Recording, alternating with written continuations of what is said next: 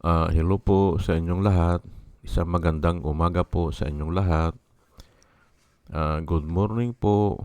Ngayon po ay City ng Mayo 2025 at ang oras po dito sa Los Angeles, California ay alas 5:50 ng umaga. Araw po ngayon ng Miyerkules. At nais ko po mag-vlog mga kababayan, mga minamahal, patungkol po dito sa yung sinasabi ng mga kampo ni Duterte na yung dalawa doon sa tatlong judges ng ICC ay bias. Yan po ang sinasabi nila ngayon. Ang title ko po ngayon ay Duterte defends 2 out of 3 ICC judges bias. Yan po ay ang masasabi ko po dyan ay hindi uubra po yan dito sa abroad. Yang ganyang pangangatuwiran. Sa Pilipinas kasi parang yang ang kung matatalo, yan ang sinasabi. Kung alam nila na wala silang depensa o matatalo na sila, yan ang sinasabi. Yung mga judges ay bias. Pero po dito sa abroad o dito sa Amerika ay hindi nga mga kilala yung mga judges dito eh. Walang mga bodyguard yan dito po sa Amerika at simpleng tao lang yan, hindi nagpapayaman.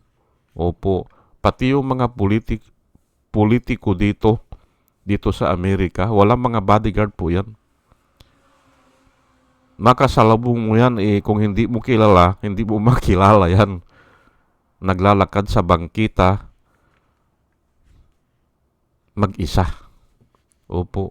Wala po mga bodyguard. Kaya nga hindi po pwede yan na sasabihin na bias.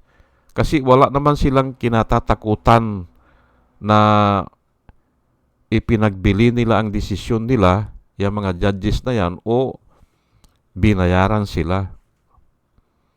Bihira po yung ganun. Ngayon ay dyan sa Pilipinas ay pwede kasi nga parang standard operation na yan eh. Pag walang depensa, pag alam nila na matatalo sila, ang sasabihin nila ay bias yung mga judges o bias yung judge. Ngayon ay yun na nga sinulat ko dyan, wala ka kasi makatuwiran. Ayan. Yung kampo nila Duterte, wala silang defense. Wala maisagot. Kaya ganyan. Yan po ang nakikita kong reason dyan. Ang pagtutuunan nila ng pansin ay una, yung jurisdiction ng korte. Sisirain nila o kukwestiyonin nila yung jurisdiction. At ito nga, pangalawa, yung mga judges ay sisirain din nila. Ayan, sasabihin nila na bias. Pero alam nyo po mga kababayan, mga minamahal, noong nagko-comment pa ako dun sa comment section ng Philippine Daily Inquirer, ay tinalakay ko pong maigi yan itong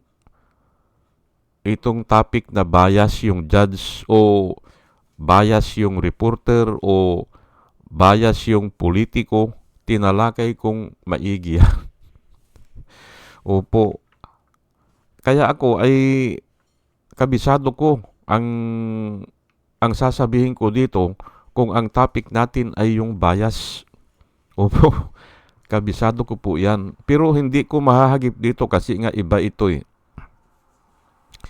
Aywan ko lang kung maisisingit ko mamaya kung ano yung mga sinusulat ko doon sa Philippine Daily Inquirer, doon sa comment section. Ang dami ko po na nakalaban doon na mga Duterte supporters. Pero pinapaliwanag ko po sa kanila, ang paliwanag ko po doon sa kanila, bilang isang tao, mayroon kang pag-iisip eh. Pwede kang mag-obserba, pwede kang mag-conclusion. Ngayon, hindi bias yun. Kung hindi, yun na talaga ang pananaw mo. May pananaw ang lahat ng tao. Ganun po yan. Ngayon, kung tawagin nila ay bias, ay okay nga siguro Bias. Bias nga siguro. Pero pananaw niya yun. Halimbawa, ito si Rodrigo Roa Duterte. Kung tatanungin mo ang mga tao, guilty ba siya o hindi, may pananaw po ang tao dyan eh. Ako, ang pananaw ko dyan ay talagang guilty siya. Guilty talaga. Ngayon, kung sasabihin nila ako na bias ako, ay walang problema sa akin. Tawag lang po yun eh. Tawag lang kako yan. Yun ang pananaw ng iba, ay okay lang. Igagalang natin. Pero, i-express ko o ipapaliwanag ko yung pananaw ko na guilty siya. Ganun lang po yan eh. Yun ang parati kong sinusulat doon sa comment section ng Philippine Daily Inquirer noon, mga 8 years ago. Opo. Ngayon ay ang tatalakayin po natin dito ay yung pagsasabi kasi lang nila na bias yung mga judges o yung 2 out of 3 judges ay hinuhusgahan nila yung trabaho ng isang tao. Trabaho po nila yan eh. Trabaho nila yan na magdesisyon o mag-judge. Ngayon, kung hinuhusgahan mo yan, ang sabi po ng Biblia ay delikado yan o hindi maganda yan o bawal yan na huhusgahan mo yung isang tao doon sa ginagawa niyang trabaho. Yan nga, judges sila eh. Judges sila eh. Pero bago ko po ipaliwanag yan, kung bakit mali yan o ayaw ng Diyos yan, ay hayaan nyo po muna na batiin ko po muna itong mga sumusubaybay sa atin. At pasalamatan po sila. Ito po sila, si Rosana Narumi ng Japan. Salamat po sa inyong lahat. Al Ulalya ng Bacol, Pampanga. Salamat po. Libra Girl, Alex Sarmiento, Dolor Garcia ng Milano, Italy. Nana Antibi ng Bahrain, Will Utaib ng Laguna, Nelson Balyaran, Julia Magbanua ng Singapore, Andre Deliver, Arnold Pernan ng Cebu, Larry Narbais, Jus Shalan, Elenita Sklapler ng Germany, Ben Puno, Leti Peralta ng Mamburao Occidental, Mindoro, Maribel Baligat Colio, Quertikyung, Juna M. Rinaldo Abintino, Mer Herrera ng Evanston, Illinois, Ernesto Aburque, Placer Eduarte, Yasmin San Juan, Roman Di Paz, Mary Grace Santos, Pacmando, John Cabrera, Lowen Sigako, Ike Maglasang, Linda Trasmonte, Linda Walton, Sasha Andigwid, Leni Bungat Agripino C., Eduardo Gonzales ng Singapore, Bumble D., Tijuana Duco, Ernesto Honrado, Josephine Lucas, Bert Abogado, Dimitrio Pascual, Soledad de Maculangan, Brenda Martin, C.J. Torrio, Melchor Tolentino, Brother Pacamara, Manuel Lim, Danilo Magno, Lawrence Alendayo, Edelberto Infante, Bus Reyes, Paul Vincent Lim, Sonny Gaya, Rupino Baldos, Betty Velasco, William Elay, June 5, Victorino Ripran, Norman Nabatar, Bonifacio Avila, Danilo Magno, Cal Alman, Salvi Ibanez, Domos Ticton, Tibtib Mercado, Bernadette Francisco, Yoser P.O., Cyril Andres, Hermihinil Dugardi, Rubin Dilpin, Mama Gina, Lanzo Bintak, Leonardo Asibis at saka si Jose Tose. Salamat po sa inyong lahat. At ito naman po ang mga vloggers na nire-recommenda ko po sa inyo na ating panoorin at suportahan. Ito po sila, no? Si Michael Apasibli Bulletin, Atty. Insurrecto, Bunyog Pagkakaisa, Lancaster Armandin, Engineer Tuto Kausing, Aling Marie, Mr. Sa Totoo Lang To, Christian Isguera, PMTGR Vloggers, The Action Man, Roy Japantors, Divina Apostol, CG Pichay, Kapihan ni Art at Ago, Demjus Journey Kakamping, Ang Batas with Atty. Claire Castro, Walde Carbonel, Atty. Silo Magno at si Kristan. Ugaliin po natin na makinig sa kanila at marami po tayong matututunan sa kanila at nakikita ko po na sila ay nagbablog para po sa ikabubuti ng bayan. O sige po at tayo po ay tuloy-tuloy na sa ating discussion. Yun nga, ang title ko ay Duterte Defends 2 out of 3 ICC judges bias. Yun ang sinasabi nila. Ay hindi po pwede yan. Ito po James 4 verse 11 hanggang 12. Babasahin ko lang po tapos ipapaliwanag ko. Brothers, do not slander one another. Yan po nakasulat Brothers, do not slander one another. Anyone who speaks against his brother or judges him speaks against the law and judges it. And if you judge the law, you are not practitioner of the law, but a judge of it. There is only one lawgiver and judge, the one who is able to save and destroy. But who are you to judge your neighbor? Yan po nakasulat. Basahin natin at isabay na ipaliwanag. Brothers, sabi po ni James, do not slander one another. Yang ginagawa nila ay slander po yan Kasi nga, trabaho nila po yun yung mag-judge sila. Ngayon ay kung sasabihin na bias sila, ay hindi po maganda yan. At hindi po uubra yan sa ibang bansa. Diyan sa Pilipinas, palasak yan, parating ginagamit yan. Pero si Dilima, ikikwento ko lang hindi niya ginamit yan. Ang sabi niya, naniniwala pa rin siya sa integrity ng korte. Yun ang sinasabi palagi ni Dilima. Naniniwala siya na makakalaya siya. At saka, ako, ang iniisip ko noon ay kahit naman na mamatay si Dilima doon sa bilangguan o kahit na yung prayer ng mga DDS, yung prayer nila ay mabulok sa bilangguan, ay kahit na mabulok yan may Diyos parurusahan din yung nagpabilanggo sa kanya nang walang kasalanan siya. Si Dilima, fabricated lang yung mga ebidensya. Hindi ba? Anyone who speaks against his brother or judges him speaks against the law. Ayan po kaya iwasan po natin na i-judge natin yung brothers natin. Kasi ay you speaks against the law and judges it. Hinuhusgahan mo yung batas. Hinuhusgahan mo. Ang ibig sabihin yan. Ngayon ay gusto ko lang linawin iba kasi yung ano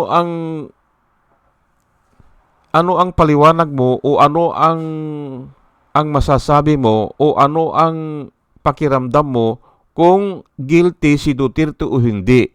Pwede po yan. Pwede. Sa palagay ko ay guilty siya. Pwede po yun. Kasi pananaw mo lang yun eh. Ini-express mo lang eh. Pero yung trabaho ng may trabaho, sasabihin mo, hindi nila ginagampanan ang trabaho nila, ay iba po yan. At yan nga, bias pa nga ang tawag. Mali po yan. Trabaho nila yan eh. Wala silang magagawa kung hindi i-judge yan. Kasi yun ang ikinabubuhay nila eh. Diyan sila nagtatrabaho eh. Ngayon, kung tatawagin mo yun na bias, ay mali po yun. Ang nakasulat ay you speaks against the law and judge it. Yung batas. Hinuhusgahan mo yung batas. And if you judge the law, you are not a practitioner. You do not practice the law. Ang sabi po niyan, you do not practice the law if you judge the law, but a judge of it. Paulit-ulit na sinasabi. There is only one giver. Ay, Diyos po ito eh. There is only one giver, one lawgiver and a judge. Yan nga ang ating Panginoon. Opo.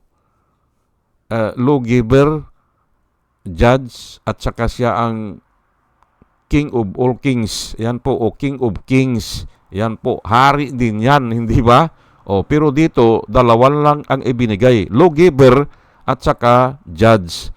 Ay totoo naman kasi lahat po iyang batas na ginagawa dyan sa Kongreso, may pinanggalingan yan. At doon lang galing yan, doon sa ibinigay po ng Diyos kay Moses. Halos lahat yan. Ngayon ay dahil nga sa ang tao ay tuloy-tuloy na masama, nag-i-evolve ang kasamaan ng tao o nagiging sophisticated, kaya patuloy po ang paggawa ng batas ng mga tao. Pero may nanauna na dyan yung ibinigay ng Diyos, at siya din ang judge kasi nga alam niya lahat eh. Walang maikukubli sa kanya eh. Kaya siya ang judge. Ayan po the one who is able to save and destroy. Ay hindi na natin ipapaliwanag dyan. But who are you to judge your neighbor? Ayan nga. Iniiwasan na i-judge mo yung neighbor mo. Iniiwasan po yan. Pero kung minsan kasi mayroong demarcation line eh, na kung ikaw ay matuwid, gusto mo lang siyang i-correct, ay pwede po yun. Yung nangangaral ka. Opo. Kasi kung walang mangangaral po, ng katulad ng ginagawa ng mga mangangaral, ay mabubulok po ang mundo eh. Mabubulok eh sa kasamaan. Ang tawag po kasi sa mga nangangaral ay you are the salt of the earth.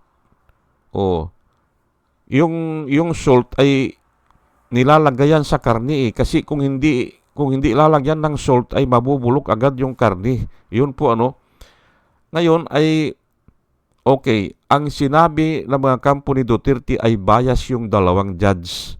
Opo. Ay dapat hindi nila sabihin yan. Opo. Ay ibang kwan po yan eh. Ibang level eh. Ibang level. Opo. Yang ganyan. Hindi naman nila ipinapaliwanag. Hindi naman sila nagbibigay ng example nila. Bakit ganun? Pero ako, halimbawa, ang mga tao sasabihin na guilty yan si Duterte. Kasi may mga may mga pangyayari na katulad yan ay inamin ni Duterte na nagpapabricate siya nagplanted siya ng mga ebidensya eh. Inamin niya yan in public and in media, hindi ba? Adi guilty talaga siya kasi inamin niya eh. Si Bongo, inamin din na nagbabayad siya, hindi ba? Kung patay, sabi niya, mayroon eh. Kung buhay, mayroon. Kung nanlaban, milyon ata eh. 2 million eh, kung nanlaban eh.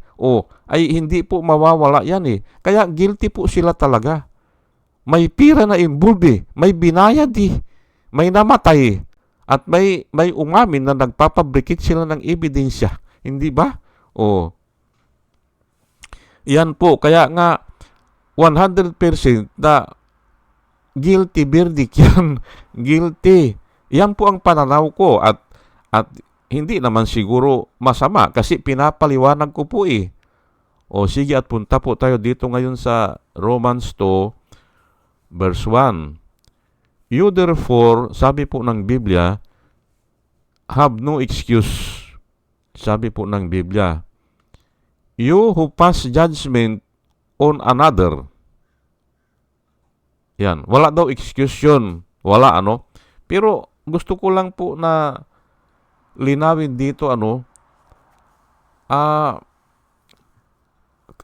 ibig sabihin dito, pero basahin ko muna para maintindihan For on whatever grounds you judge the other, you are condemning yourself because you who pass judgment do the same things. Ayan. Palagay ko malinaw ito. At madali lang maunawaan. At dito nga nagkakamali yung mga ibang nagbabasa ng Biblia eh. Dito, napakaliwanag dito sa Romans na if you are doing the same crime, halimbawa nang bababae ka, halimbawa lang may anak ka sa labas o may ibinabahay ka, ngayon hindi mo pwedeng i-judge yung mga tao na gumagawa din ng ganun. Yun po, because you are doing the same thing. Yan po, ang linaw po niyan. Ngayon, ay saan ba nanggaling yan? Ay doon nga sa sinabi ni Jesus Christ na parang kulang. Pero kung babasahin mo yung mga ibang verses doon sa sinabi ni Jesus Christ, o yung buong chapter, basahin mo, nung sinabi ni Jesus Christ na do not judge so that you will not be judged, ay naandun po ang mga pinagsasabihan niya, ang mga kausap niya ay mga taong gustong pumatay sa kanya, mga contrary people na kini-question siya. Ayan po. At ito din nga ay nilinaw na dito. Kaya nga, yung do not judge, hindi pwedeng gamitin yan sa lahat ng tao. Kung ang isang tao ay matuwid at nangangaral, pwede At yan ang sinasabi ko, kung walang mangangaral, kung walang mag-judge kung ano ang tama o mali, ay mabubulok po ang mundo. Opo. Basahin po natin ulit. You therefore have no excuse. Sino ito? Yung mga tao na gumagawa ng mga the same offense o kasalanan. At ang example po niyan, yung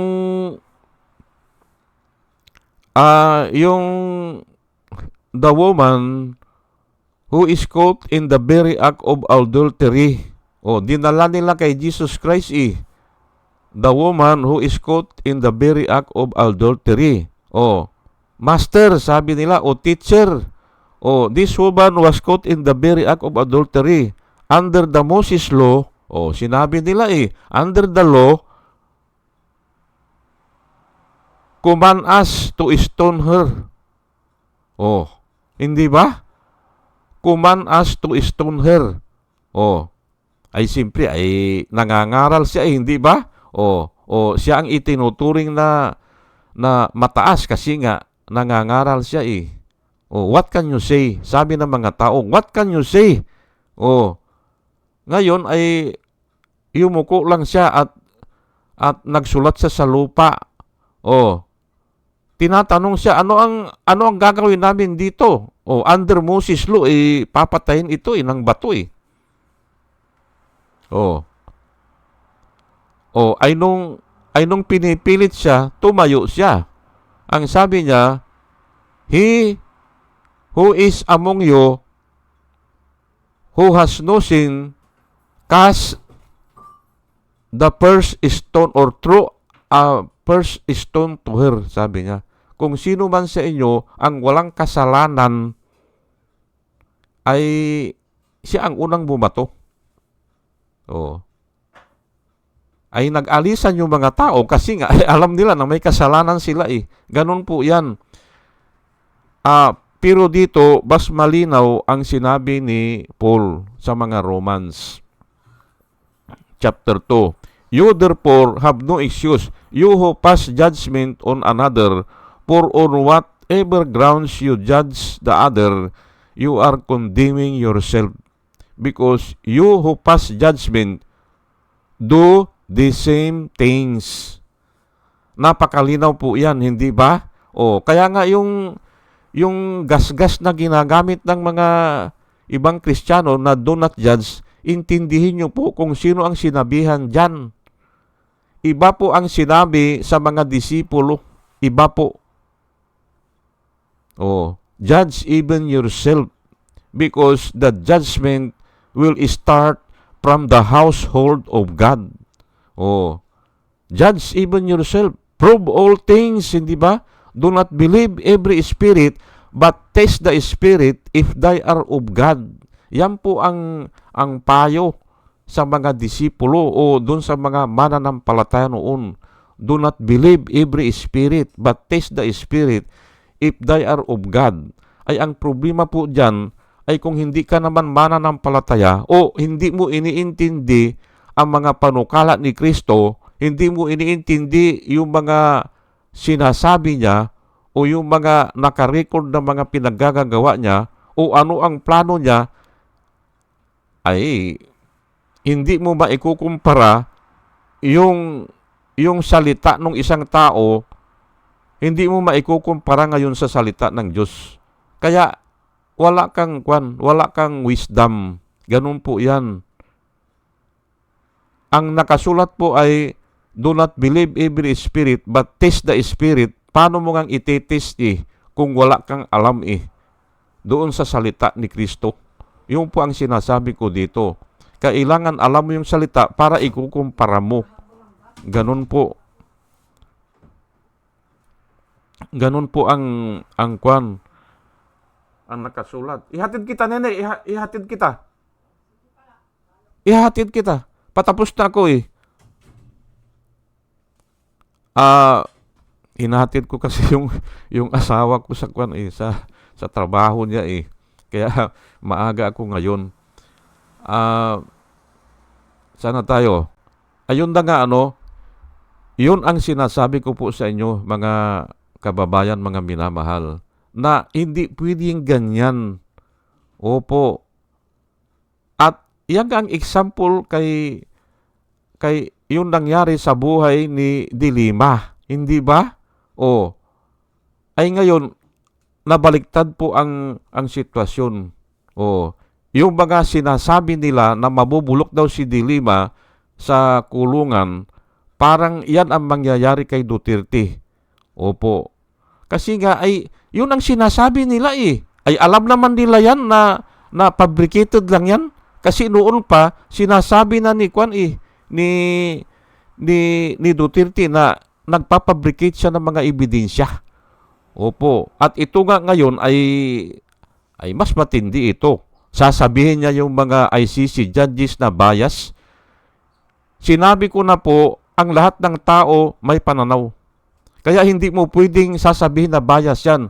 Kahit na hindi pa dumadating sa kanila ang kaso o naririnig lang nila ang balita, mayroon na silang sariling pananaw yan. At hindi mo maaalis yan sa tao. Kasi nga may wisdom po ang tao At depende na yan kung ano ang wisdom na